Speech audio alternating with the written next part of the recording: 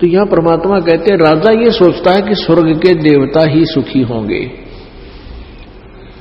स्वर्ग के देवताओं को भी कोई सुख नाम की चीज नहीं है। जिसको वो सुख मानते वो सुख नहीं, कुबद है। वो कुबद करते हैं। जैसे स्वर्ग में चले गए, स्वर्ग में क्या वस्तु है? अच्छे नाच गाने, नंगे नाच, सारे उल्टे कर्म।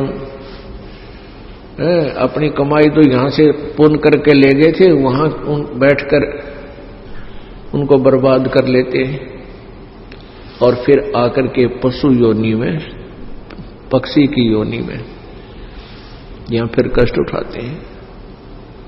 अब देवता लोग समझते हैं इंद्र सुखी होगा, इंद्र देवताओं का राजा है।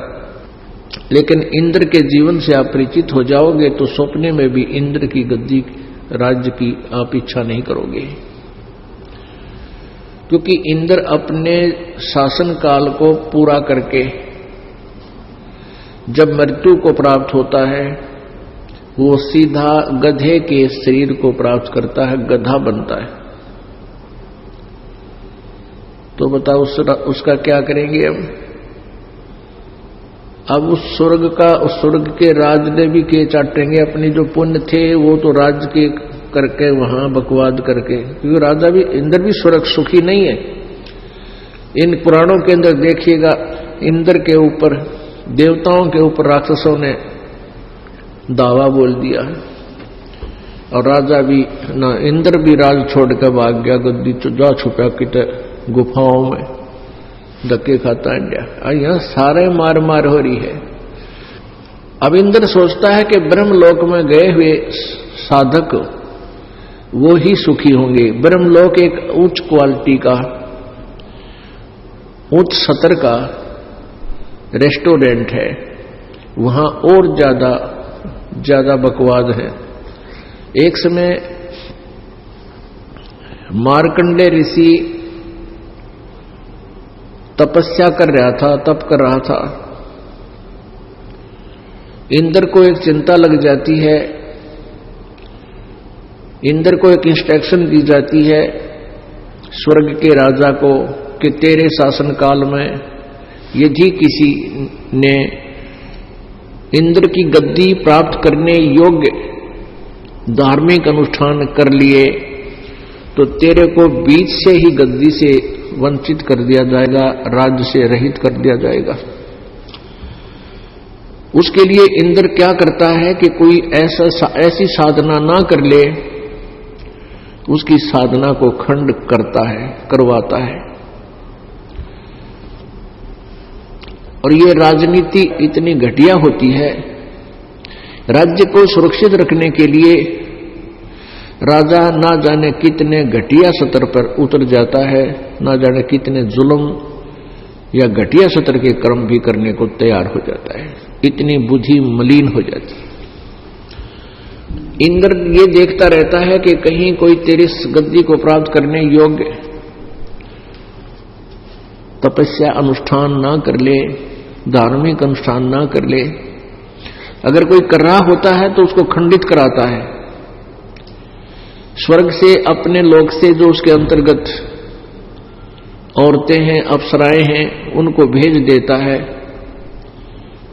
और वो उनकी तपस्याओं को किसी न किसी कारण से खंड करवाए, नहीं तो वो फिर वहां उनकी पिटाई करता है। पुण्यात्माओं, हमारे साथ कितना जुल्म हो रहा है बिना ज्ञान के। मान ली यहां किसी बहन भाई ने खूब डट कर भक्ति कर ली इस तीन लोक के भगवाना की, उससे कहां गए? स्वर्गलोक में। स्वर्गलोक में फिर ये बंदिश, एक राजा बाकी प्रजा, वो अच्छी आत्माएं वहां देव कहलाती हैं, देवी कहलाती हैं। उन देवियों का फिर वो राजा मिसयूज करता है, स्वयं भी बकवाद करता है और फिर अपने शासन को सुरक्षित रखने के लिए इस तरह उनको दबाव दे करके प्रेशर से और भेजता है कि उस व्यक्ति का तू उसके पास जा, गंदा कर्म कर और उसके तप को खंड करवा, नहीं तो तेरे को यहां सजा दूंगा। ऐसे जुल्म। और जहां पर वो देखता है कि अप्सराएं सक्सेस नहीं हो पाएंगी, अपनी पत्नी को भी इस दुष्कर्म के लिए भेज देता है, राज्य को सुरक्षित रखने के लिए। ये राज्य की इतनी गंदी चसक होती है। परमात्मा कहते हैं आपको जब ये ज्ञान होगा, सतगुरु मिले तो इच्छा मेट पद्मल पदे समाना, कोई संत मिलेगा तो यहां से ऐसे ज्ञान दे करके आपकी बुद्धि को हटा करके सतलोक में जोड़ेगा। और जहां आशा ता बासा होई, मन कर वचन सुमरियो सोई। इंद्र ने एक अप्सरा भेजी मार्कंडे गोसाई, ऋषि मार्कंडे गोसाई की जो ना तपस्या को भंग कराने के लिए। उस उर्वशी ने बहुत सुंदर हार श्रृंगार किया, पूरे शरीर के ऊपर सुंदर सुगंधित लेप किया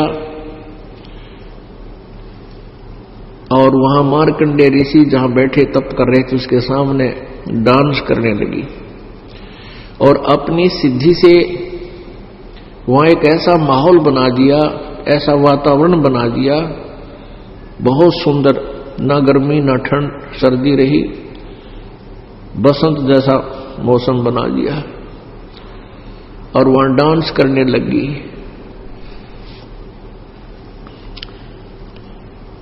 जब मार्कंडे ऋषि ने कोई गतिविधि नहीं की, उसको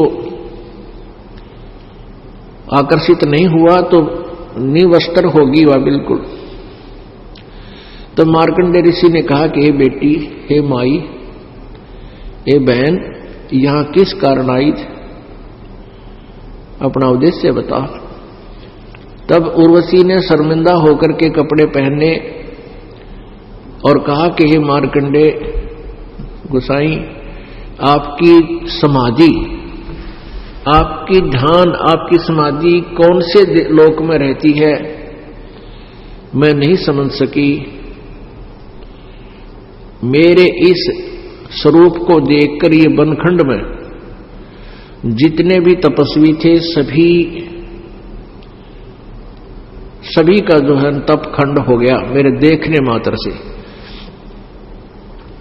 और आपने ऐसी कहां समाधि लगा रखी थी। समाधि मीन मेडिटेशन, मेडिटेशन हिंदी में ध्यान कहते हैं, कि आपका ध्यान कहां गया हुआ था, आंखें खुली हुई थी। मार्कंडे ऋषि ने कहा कि आपसे कोई सुंदर हो उसको भेज। और मेरी जहां समाधि थी, समाधि क्या होती है, जैसे एक दूरबीन होती है सूक्ष्मदर्शी, वो दूरबीन की रेंज होती है। ये भक्ति की शक्ति से हमारे अंतःकरण में वो व्यवस्थित हो जाती है। जितनी भक्ति करते हैं उतनी ही हमारी समाधि की रेंज बढ़ती चली जाती है। तो समाधि में जैसे आंखें यहां खोलो या बंद रखें, ध्यान हमारा कहीं और पहुंच जाता है। जैसे हम कहीं गए हों, कभी देखा हो कोई स्थान, हम यहां बैठे हैं, आंखें खुली हैं, हमारा ध्यान वहां पहुंच जाता है, उस गांव में, नगर में, रिश्तेदारी में और उन मकानों में घूम आता है, कहां बैठा था, किससे बातें की थी, ऐसे ये ध्यान है। तो ये तो एक वैसे ध्यान है, मन घूम आया। एक ऐसी स्थिति होती है कि यहां बैठा ऊपर के लोगों को या दूर देश में यहां पर भी वो देख सकता है कौन व्यक्ति कहां बैठा है, और ऐसे यहां बैठा उसकी आत्मा, वो समाधि बोलते हैं, वहां पहुंच जाती है। तो उसने बताया कि मेरी समाधि में जहां मेरा ध्यान गया हुआ था, जहां मैं नाच देख रहा था। अपने आत्माओं, एक कंसेप्ट को क्लियर करने के लिए बहुत सी जो ना आपको ज्ञान बताने पड़ेंगे, बहुत सी जो है प्रमाण देने पड़ेंगे। अब समाधि कैसे लाई जा सकती है? समाधि के लिए, जैसे समाधि लगा कर कहते ना भजन करे और कई वर्षों तक बैठा रहा, कई घंटे बैठा रहता है, तो उसमें ऐसा ही होता है। हमारे शरीर में ये कमल बने हुए हैं और अभ्यास हठ योग से करते करते कोई चैनल उसकी पिछली पुण्य कमाई से कोई चैनल ऑन हो गया, यानी कोई कमल खुल गया, उसमें वो आत्मा उसका प्रवेश कर गया। शरीर यहीं पर है, वो अपने ही शरीर में अंदर से ही उस टीवी पर देखता देखता अंदर घुस जाता है और उस कमल में